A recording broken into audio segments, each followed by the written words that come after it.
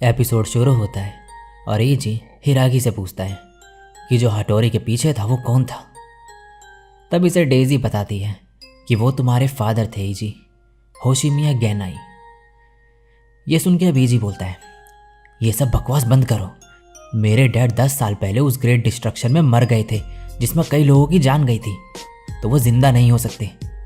Daisy बोलती है, कुरनाई reign और हटोरी इज़ूमी की तरफ से लड़ रही हैं। योशित्सुने कहता है, तुम क्या प्लान कर रही हो? ये कहती है, तुम आज़ाद हो ये डिसाइड करने के लिए कि तुम्हें इज़ूमी जाना है या फिर नहीं। ये तुम्हारा डिसीजन होगा ईजी। सीन शिफ्ट होता है। अब बताया जाता है कि इज़ोमो शिमाने प्रीफेक्चर एक पवित्र जगह है जहाँ पर सारे एंशिएंट गॉड्स कामिया रेट्सुकी पर इकट्ठा होते हैं। योशित्सुने ने ईजी को इज़ोमो जाने की परमिशन दे दी होती है, लेकिन इयो को ईजी पर नज़र रखने के लिए साथ में भेजा होता है। ये दोनों अब यहाँ पर खाना खा रहे होते हैं।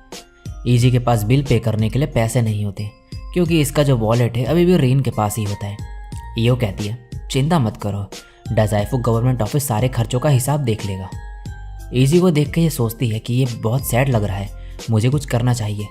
फिर ये अपने पावर्स का यूज़ करती है और ये पेपर ईजी को देते हुए कहती है, ये फ्यूचर प्रेडिक्शन है, इसमें जिसको ईजी ढूंढ रहा है उसके लोकेशन के बारे में कुछ लिखा हुआ होता है। ये कहता है, ये क्या है? क्या ये कामा मुसुबी की लोकेशन है?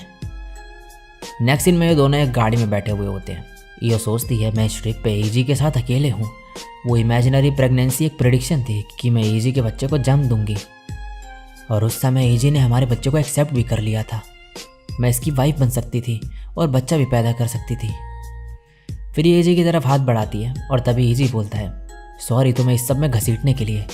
सच कहूँ तो ऐसे काम हमें रीन पर छोड़ देने चाहिए, लेकिन रीन अब डोमेन में नहीं है।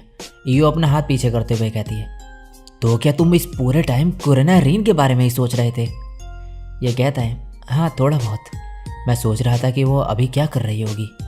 इयो मन में बोलती है, नहीं ये सही नहीं है, ईजी और मैं अभी अकेले हैं तो। फिर ये ईजी के पास आते हुए कहती है, जो यामागुची में हुआ उस बारे में। ईजी कहता है, ओ तुम उस बच्चे के बारे में बात कर रही हो। मुझे पता है कि तुम क्या कहना चाहती हो। मैं तुम्हें परेशान नहीं करना चाहता हूँ, तो मैं वादा करता हूँ कि तुम्हारा रिबन अब कभी नहीं टच करूँगा। मैं तुम्हें कभी प्रेग्नेंट नहीं करूँगा।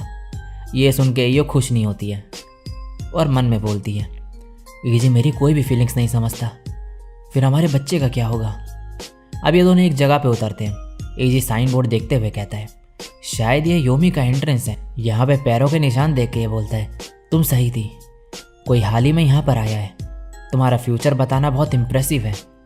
अब ये दोनों इस गुफा के अंदर जाते हैं। इयो सोचती है, अब मैं क्या करूँ? अगर ऐसे ही चलता रहा तो मेरी प्रेडिक्शन गलत साबित हो जाएगी। अगर मेरी प्रेडिक्शन गलत हुई तो हमारा बच्चा। तभी ये गुफा टूटने लगती है तो ईजी से गोद में लेके यहाँ से भागने लगता है और इयो को अपनी पावर यूज़ करने को कहता है। इयो के हाथ पे पेपर होता है जिसमें लिखा होता है कि सीधे जाना है, लेकिन इयो फिर सोचने लगती है, अगर उसकी पहले की प्रेडिक्शन गलत थी और ऐसे ही चलता रहा तो ये ईजी के साथ नहीं रह पाएगी। और फिर सोचने लगती है, अगर मैं अपनी प्रेडिक्शन को फॉलो करूँगी तो शायद ईजी और मैं। ईजी बोलते हैं, जल्दी बताओ किस तरफ जाना है? तो ये गलत रास्ता बता देती है और कहती है, राइट की तरफ। और ईजी ऐसा ही करता है, लेकिन तभी यहाँ की ज़मीन टूट जाती है और ये दोनों पानी में गिर जाते हैं। अब नेक्स्ट सीन में ये दोनों पानी के बाहर होते हैं। ईजी बोलता है, मैं घबरा गया था जब तुमने सांस लेना बंद कर दिया था, लेकिन फिर तुम्हें होश आ गया। ये सोच रही होती है कि ईजी ने इसे माउथ टू माउथ दिया है, लेकिन ऐसा नहीं होता है और ये सैड हो जाती है। अब ये दोनों एक जगह पे आग जला के बैठे हुए होते हैं। ईजी बोलता है, सॉरी यो, मैं तुम्हें यहाँ पर लेकर आया। मुझे पता है कि तुम इस सब के लिए नहीं बनी हो। अगर रीन यहाँ पर होती तो मुझे तुम्हें परेशानी देने की ज़रूरत नहीं पड़ती। मुझे पता है कि रीन इस सब के लिए सही रहती, चाहे मिशन थोड़ा डेंजरस ही क्यों ना होता। ये गुस्से में बोलती है, रीन ये रीन वो, तुम मेरी फीलिंग्स क्यों नहीं नोटिस करते हो? और रोने लगती है और फिर अपने कपड़े उतार देती है। ईजी से देख के कहता है, ईयो कपड़े पहनो। ये कहती है, तुम अभी भी नहीं समझे। मेरे फादर मुझे लड़कों से दूर रहने को कहते थे, लेकिन बचपन से ही मैं अपने फ्यूचर हस्बैंड के बारे में सोचती थी। तभी आज तक मुझे डिवाइन साइन नहीं मिला। जब पहली बार मुझे मेरी पावर्स मिली थी तो सबसे पहले मैंने अपने फ्यूचर हस्बैंड के बारे में भविष्यवाणी की थी और फिर मैं तुमसे मिली। I love you easy. तभी यहाँ पे हंसने की आवाज़ें आती हैं और बहुत सारे लोग आ जाते हैं। एक लड़की बोलती है, कामिया रेट्सुकी में देश के सारे गॉड्स इज़ोमो पर एक साथ कपल्स के बीच बॉन्ड बनाने के लिए इकट्ठा होते हैं। और फिर ये कहती है, होशिमिया एजी, इयो, कामी हगारी में तुम्हारा स्वागत है। मैं शिराबियोशी कुरोको हूँ, इजुमो की प्रीस्टेस। एजी कहता है, क्या ये कामी मुसूबी है? क्या ये वो है जिसके पास सेना को ठीक करने की पावर्स है? कुरोको बोलती है, होशिमिया एजी, क्या तुम्हें यह नहीं पता कि जब तुम्हारे सामने बिना कपड़ों की लड़की हो तो तुम्हें क्या करना चाहिए? फ्री एक्टिंग करते हुए बताने लगती है कि इन दोनों के बीच कैसी बातें होनी चाहिए थी। इसकी बातें सुनकर इन दोनों को शर्म आने लगती है। एजी सोचता है, क्या यही कामा मुसूबी है? ये तो बिल्कुल पागल है। अब यो बोलती है, कामा मुसूबी, हम यहाँ आपसे मिलने आए हैं। ये कहती है, तुम्हारी बड़ी बहन तुम्हारी मदद जरूर करेगी। लेकिन जब ईजी सेना को ठीक करने के लिए मदद मांगता है तो ये साफ मना कर देती है। ईजी कहता है, अभी तो तुमने कहा ना कि तुम हमारी मदद करोगी।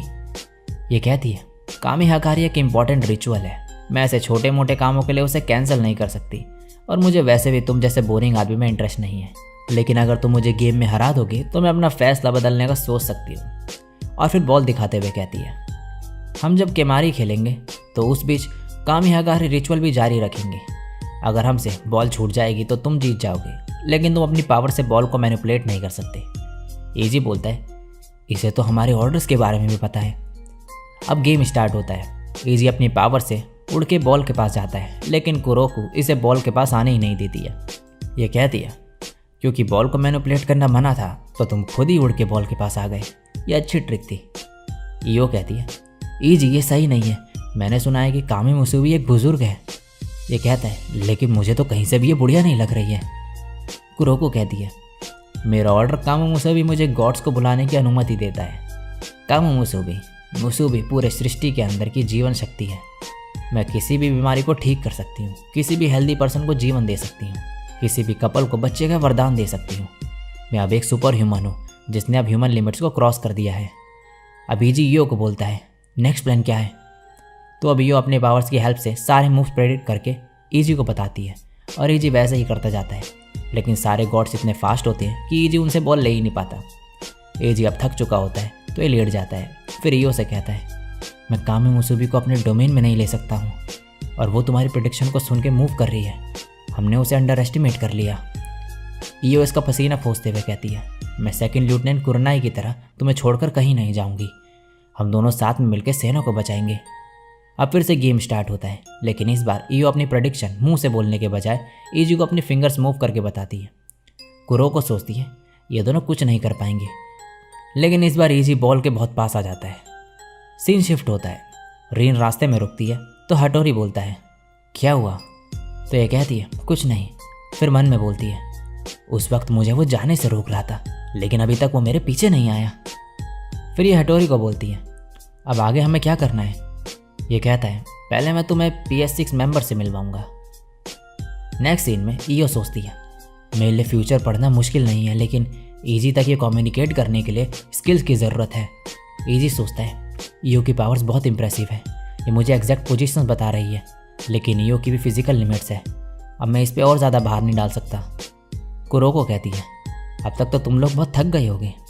ये दोनों बोलते हैं, हम अपने नेक्स्ट मूव के साथ ही गेम खत्म कर देंगे। ईयो अपने फिंगर से इशारा करती है और ईजी का एवतार उसके अकॉर्डिंग मूव करता है, और एंड में ईजी बॉल ले लेता है। कुरोको शॉक रह जाती है और मन में सोचती है कि ईजी ने अपने एवतार को यूज़ करके हमारा ध्यान भटकाया, जबकि बॉल को खुद से रोका। अब ईजी कहता है, हम जीत गए, तुमने जैसे कि प्रॉमिस किया था, अब तुम्हें सेना को ठीक करना ही होगा। लेकिन तभी यहाँ पर हलचल होने लगती है और पानी भरने लगता है। एक आदमी आता है और कहता है, तो तुम यहाँ पर हो कामी मुसूबी? मैं उजुमो का रोलर हूँ और पब्लिक डिवीजन 6 का मेंबर मासू डायराई फोमाई। मुझे तुम्हें मारने का ऑर्डर दिया गया है। फिर ये अपनी पावर्स यूज़ करते हुए कहता है, order super inundation isotonic water. और फिर बोलता है, मेरा ऑर्डर पानी में मिलकर उसे कंट्रोल करता है। ईजी कहता है, इसका एवतार तो पानी है, मैं इसे डोमिनेट नहीं कर सकता हूँ। अब ये लोग यहाँ से भागने लगते हैं, पर अचानक से बहुत सारा पानी आ जाता है और ये लोग डूब जाते हैं। फुमाई कहता है, अगर मैं पूरी गुफा में पानी भर दूँ तो ये लोग डूबने के अलावा कुछ नहीं कर पाएंगे, वो लोग खत्म हो जाएंगे। लेकिन तभी इसकी नज़र पानी की तरफ जाती है।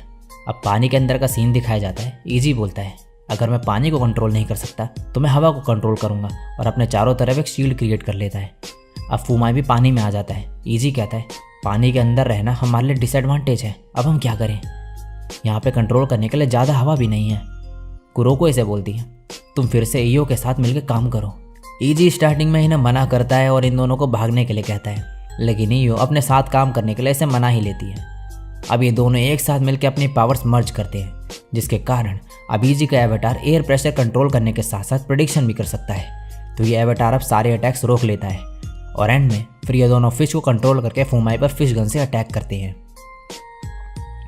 अब नेक्स्ट सीन में ये लोग पानी के बाहर होते हैं। फुमाई कहता है, ये मत सोचो कि तुम जीत गई, हेडक्वार्टर्स के एजेंट ये मिशन जारी रखेंगे। ईजी कहता है, ये सब ये क्या कह रहा है? फिर फुमाई डेजी को बुलाता है और फिर बोलता है, डेजी असल में एक इंटेल मैनेजमेंट सिस्टम है जिसे ऑर्डर्स की इन्फॉर्मेशन इकट्ठा करने और रिवील करने के लिए डिज़ाइन किया गया है। अब ये बोलता है, डेजी दोनों साइड रिवील करो। तभी इन लोगों के सामने रीन और बाकी लोग भी दिखाई देते हैं। रीन कहती है, मेरी नज़र तुम पे ही थी ईजी, मुझे यहाँ से ले जाने के बजाय तुम वहाँ ईओ के साथ फ्लर्ट कर रही हो। हटोरी कहता है, अभी इतना बात करने का टाइम नहीं है, अगर नेक्स्ट टाइम चांस मिले तो तब बात कर लेना। और फिर कहता है, जी भी अब सब कुछ तुम्हारे हाथ में है। ये कहता है, जैसी आपकी इच्छा। फिर बोलता है, ऐसा कुछ भी नहीं है जो मेरी ब्लेड नहीं काट सकती। ऑर्डर, योग्यो शिंकागे स्टाइल, डिमेंशन स्वॉर्ड। और ये अटैक करता है एक। और इसी के साथ ही एपिसोड यहीं पे एंड हो जाता है।